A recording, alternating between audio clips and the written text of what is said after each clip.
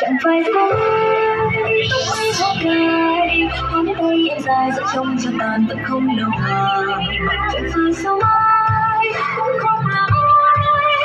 ai biết em chết không em để mà như vậy sao ta sẽ cho chị em có nhau chỉ vì em là sao trong ai biết em trong lòng anh sẽ đâu bằng em có nhau mà không vì tôi không thể giao dịu dàng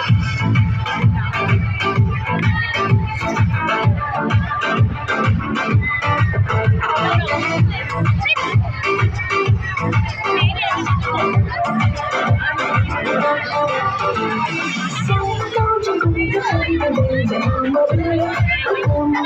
đâu nhưng có em tình mai đây thì tôi sẽ không thể nhìn nhận được sống nữa nhưng ngày sau nhiều nơi tôi sắp sẽ đến mà mộng mà vẫn kiên cường người đi xuống em có đi khi quyết định ra đi dòng em hát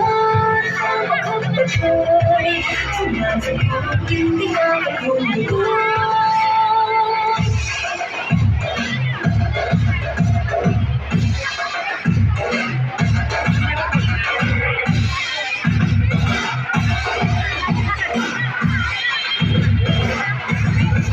chẳng phải sao mai tóc bay không cười hôm nay em dài dặn trong cho tàn và không đồng ngờ